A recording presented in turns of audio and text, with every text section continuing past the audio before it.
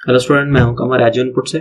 आज का हमारा टॉपिक है interconversion of kinetic energy and potential energy. आज हम देखेंगे कि एक एनर्जी को दूसरी एनर्जी में कैसे कन्वर्ट किया जा सकता है। हमारे पास एक रूल होता है या लॉ कह लें जिसे आपके energy conservation law. Energy conservation law हमें ये कहता है कि energy neither be created nor be destroyed. Energy को ना तो बनाया जा सकता है, ना ही उसको मुकम्मल तौर पे खत्म किया जा सकता है, बल्कि इसको एक फॉर्म से दूसरी फॉर्म में कन्वर्ट किया जा सकता है। मीन्स कि अगर हमारे पास पोटेंशियल एनर्जी है तो हम उसको काइनेटिक में कर सकते हैं, काइनेटिक है तो वो पोटेंशियल एनर्जी में कन्वर्ट हो सकती है। यही आज आपने देखना है कि काइनेटिक एनर्जी को पोटेंशियल एनर्जी में और पोटेंशियल एनर्जी को काइनेटिक एनर्जी में कैसे कन्वर्ट करेंगे। इसके लिए हम एक सिस्टम लेते हैं। मैं ये कहता हूँ कि हमारे पास एक ब्रिक थी जिसको मैं जमीन से हाइट h पे ले गया और इसको दे दिया नाम पॉइंट A का। ऊपर ले जाके इसको मैंने नीचे फेंका। अब ये वापस नीचे आ रही है। इस पॉइंट को हम कह देते हैं कि ये पॉइंट B है और नीचे गिरते गिरते ये वापस पॉइंट C पर या ग्राउंड पे आ जाती है। अब हमने काइनेटिक एनर्जी और पोटेंशियल एनर्जी के बारे में जब पढ़ा था तो हमने पोटेंशियल एनर्जी को ये कहा था कि ऐसी एनर्जी जो ग्रेविटेशनल हाइट की वजह से हो, कि किसी भी ऑब्जेक्ट को आप किसी हाइट पे ले जाएं तो उसकी जो एनर्जी होगी ग्रेविटेशनल पोटेंशियल की वजह से, वो उसको हम पोटेंशियल एनर्जी कहेंगे। और काइनेटिक एनर्जी को हमने ये कहा था कि किसी भी मूविंग बॉडी में जो एनर्जी होगी वो काइनेटिक एनर्जी होगी। अब हम इसको हाइट पे लेके जा रहे हैं तो इट मींस कि इसमें पोटेंशियल एनर्जी होगी। तो इस पॉइंट पर इसकी जो सारी की सारी एनर्जी होगी वो पोटेंशियल एनर्जी होगी। अब इस पॉइंट पर मैंने इसको ले जाके रख दिया है या इसको खड़ा कर दिया है, तो इस पॉइंट पर कोई भी मूवमेंट नहीं है। अगर मूवमेंट नहीं है तो इट मींस के VA या A पॉइंट पर जो वेलोसिटी होगी वो 0 होगी। अब वापस इसको नीचे गिराएंगे। अब जैसे जैसे ये नीचे आता जाएगा इसकी जो वेलोसिटी है वो ग्रेविटेशनल पुल की वजह से बढ़ती जाएगी और C पॉइंट पर आगे इसकी जो स्पीड होगी वो मैक्सिमम होगी और हाइट इसकी क्या होती जाएगी, कम होती जाएगी। अब हमने ये देखना है कि ऊपर वाले पॉइंट पर, जिस पॉइंट पे जो सारी की सारी एनर्जी है वो पोटेंशियल एनर्जी है, लेकिन जैसे जैसे वो नीचे आएगा उसकी पोटेंशियल एनर्जी जो है वो डिक्रीज होती जाएगी और काइनेटिक एनर्जी, उसकी मूवमेंट बढ़ रही है तो उसकी काइनेटिक एनर्जी बढ़ती जाएगी। मैं ये कहता हूँ कि इस ब्रिक का जो मास है वो m है। तो हम A पॉइंट पर देख लेते हैं कि A पॉइंट पे एनर्जी क्या होगी। अब हमारे पास जो टोटल एनर्जी होगी, ये कहते हैं कि जो टोटल एनर्जी है पॉइंट A पे वो इक्वल होगी kinetic energy at point A plus potential energy point A। कि किसी भी पॉइंट पर अगर आपने एनर्जी फाइंड करनी हो तो उस पॉइंट पर आप काइनेटिक एनर्जी और पोटेंशियल एनर्जी का सम लेते हैं। और हम ये भी देखेंगे कि आप तीनों पॉइंट्स पे जो एनर्जी लेंगे वो कांस्टेंट होगी, चाहे वो पोटेंशियल हो चाहे वो काइनेटिक हो, लेकिन किसी भी पॉइंट पे जो एनर्जी होती है वो कांस्टेंट रहेगी। अब काइनेटिक एनर्जी का हमारे पास फार्मूला होता है हाफ mv²। हम पॉइंट A ले रहे हैं तो इसको VA कह देते हैं और इसी तरह पोटेंशियल एनर्जी का होता है mgh। A पॉइंट पर जितनी हाइट होगी। अब A पॉइंट पर हमने पहले कह दिया कि A पॉइंट पर जो है वो बॉडी रेस्ट में है, जो हमने ब्रिक है उस पॉइंट पर जाके रख दिया, तो इस पॉइंट पर जो वेलोसिटी होगी वो 0 होगी। अगर वेलोसिटी 0 है तो हमारी जो काइनेटिक एनर्जी है वो 0 होगी। m mass, g gravitational acceleration और h A पॉइंट पर हाइट। अब देखें इस पॉइंट से इस पॉइंट तक जो हाइट बन रही है वो h है, तो हम h A की जगह पर h लिखेंगे और हमारे पास जो टोटल एनर्जी आ जाएगी वो mgh आएगी। ये हमारे पास टोटल एनर्जी है एट पॉइंट A पर और mgh है तो हम ये कहेंगे कि इस पॉइंट पर जो टोटल एनर्जी होगी वो पोटेंशियल एनर्जी ही होगी। इस पॉइंट पे जो काइनेटिक एनर्जी है वो 0 होगी और जो टोटल एनर्जी हमारे पास आएगी वो इसके इक्वल आएगी। अब हम पॉइंट C पे देख लेते हैं कि C पॉइंट पर कितनी होगी। B पॉइंट को हम बाद में डिस्कस करेंगे। अब C पॉइंट पे देखें तो इस पॉइंट पर भी हम यही करेंगे कि टोटल एनर्जी जो हमारी होगी एट पॉइंट C वो इक्वल होगी kinetic energy at point C plus potential energy at point C। अब इस पॉइंट पे देखें तो काइनेटिक एनर्जी का हमारे पास फार्मूला होगा half mv²c plus mgh। C point पर हाइट कितनी होगी और C पॉइंट पर वेलोसिटी कितनी होगी, इन दो चीजों पर हमारी जो एनर्जी है वो डिपेंड करेगी। अगर आप देखें कि वापस इसी पॉइंट पर आ गए हैं, ये पॉइंट C है, ये B है और ये है। C पॉइंट पर देखें तो कि जो ब्रिक है वो जमीन से जस्ट हिट करने से थोड़ा सा पहले हम सी पॉइंट ले रहे हैं, तो इस पॉइंट पर इसकी जो हाइट बनेगी वो बिल्कुल जीरो हो जाएगी कि वो ऊपर है, ऊपर उसकी हाइट एच है। जैसे जैसे वो नीचे आती जाएगी हाइट उसकी कम होती जाएगी और जमीन पर आके उसकी जो हाइट है वो बिल्कुल जीरो हो जाएगी। तो इस पॉइंट पर हम एच सी है जो उसको जीरो कंसीडर करेंगे। अगर हम इसको जीरो कंसीडर करेंगे तो जो पोटेंशियल एनर्जी है वो जीरो होगी। अब हमने इस पॉइंट पर लेनी है वीसी, वेलोसिटी क्या होगी। वेलोसिटी लेने के लिए हम यहां पर इक्वेशन की मोशन की इक्वेशन लेते हैं कि 2as is equal to V F square minus V I का स्क्वायर। 2 एक ही जगह पर हम क्या लेंगे, एक ही जगह पर हम लेंगे एक्सेलरेशन। अब बॉडी नीचे आ रही है, किसकी वजह से आ रही है, ग्रेविटेशन की वजह से, तो यहाँ पर जो एक्सेलरेशन होगा वो भी ग्रेविटेशनल एक्सेलरेशन होगा। एस हाइट कह लें या डिस्टेंस कह लें जो इस बॉडी ने ट्रेवल किया, और बॉडी इस पॉइंट से इस पॉइंट तक आ रही है नीचे। जब नीचे आ रही है तो कितना हाइट ट्रेवल कर रही है, एच हाइट ट्रेवल कर रही है, तो हम एस की जगह पर एच लिखेंगे। वी फाइनल वेलोसिटी, इस पॉइंट पर इसकी जो वेलोसिटी होगी यही तो हमने फाइंड करनी है। और वी आई इनिशियल इस पॉइंट पर है, इस पॉइंट पर इसने मूव करना शुरू किया था और हमने ये कहा था कि इस पॉइंट पर जो वेलोसिटी है वो जीरो है, तो ये क्या होगी, जीरो।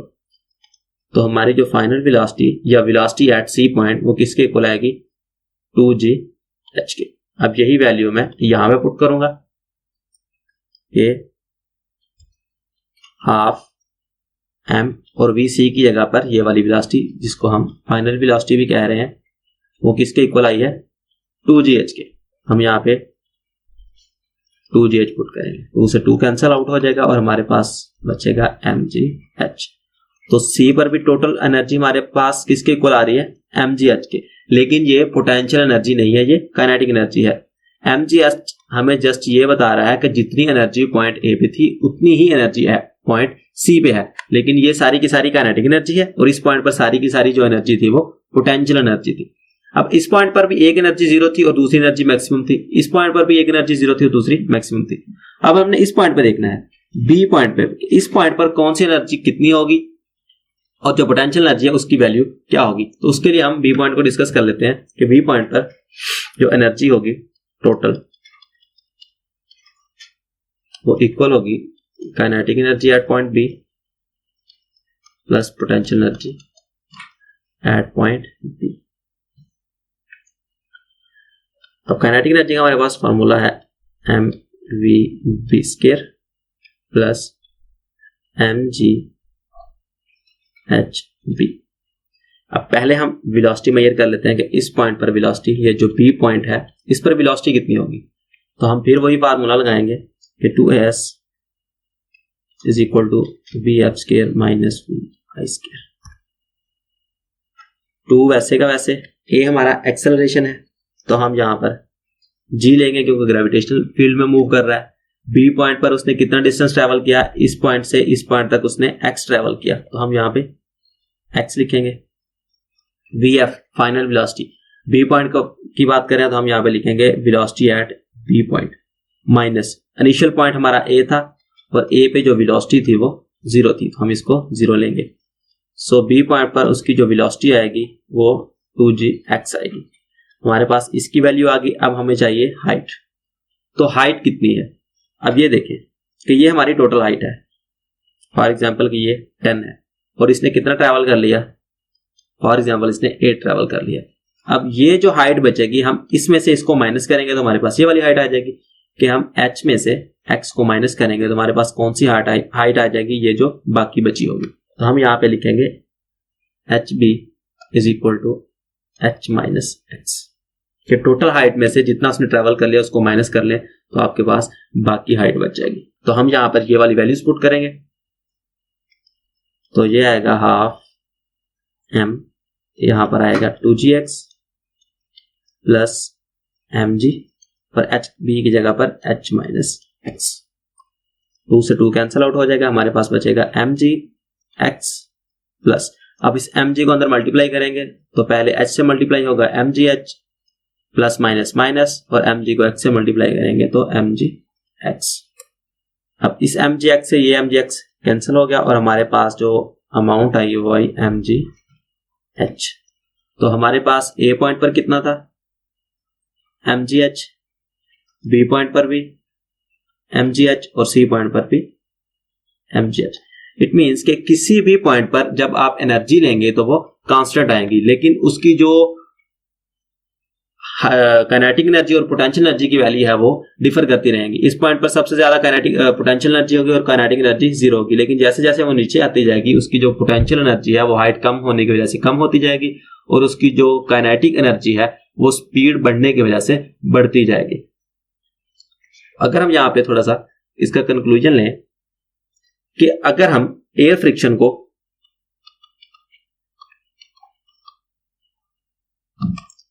निग्लेक्ट कर दें कि यहां पर कोई भी एयर फ्रिक्शन नहीं है, और मैं ये कहता हूं कि जब ये पॉइंट ए जो है ये हाइट h1 है और इसने मूव किया यहां तक वेलोसिटी v1 से, और यहां पर बी पॉइंट पर आके उसकी जो वेलोसिटी है वो बढ़ के v2 होगी और इसकी हाइट पहले h1 थी, नीचे आकर उसकी हाइट जो है वो h2 कम हो गई।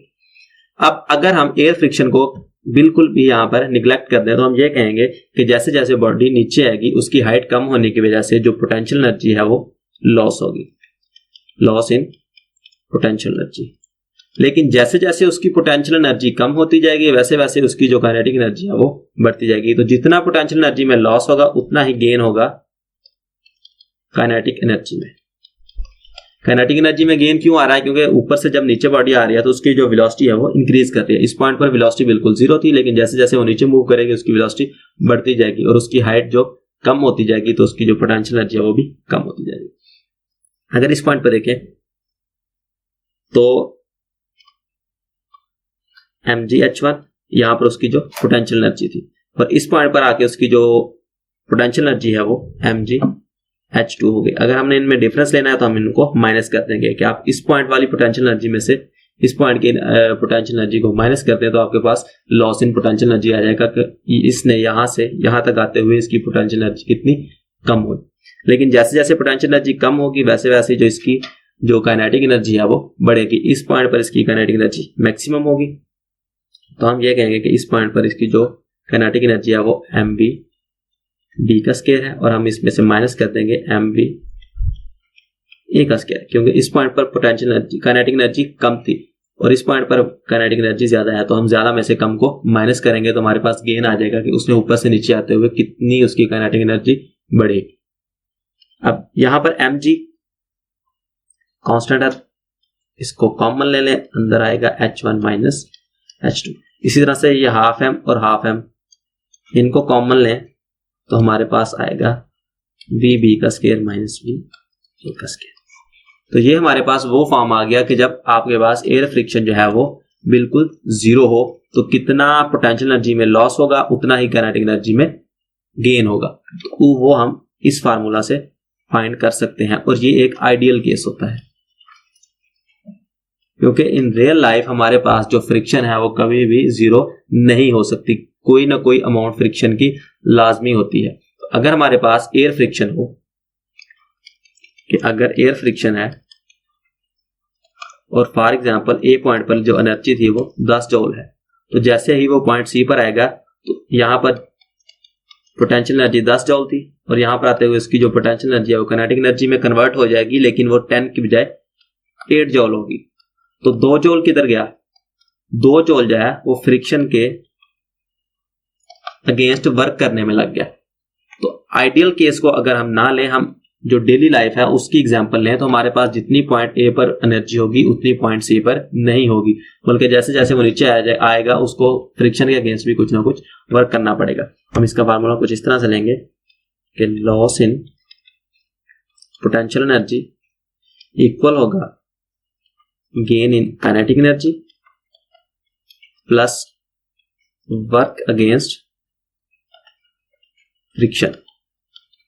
कि आप फ्रिक्शन के अगेंस्ट जितना वर्क होगा और जितना पोटेंशियल एनर्जी में गेन होगा उसको प्लस करेंगे तो आपके पास लॉस इन पोटेंशियल एनर्जी आ जाएगा। और इसका फार्मूला लिखेंगे तो वो कुछ इस तरह से आएगा कि mgh is equal to half mv square और इसको हम कह दें ये फ्रिक्शन की फोर्स है FH, ये फ्रिक्शन की फोर्स है। तो ये वो फार्मूला है जो हम फ्रिक्शन के केस में अप्लाई करेंगे। सो ये था आज का हमारा टॉपिक। इस टॉपिक के रिलेटेड कोई क्वेश्चन होगा तो आप कमेंट सेक्शन में पूछेंगे या विजिट करेंगे edinput.com। मिलते हैं नेक्स्ट लेक्चर में नया टॉपिक।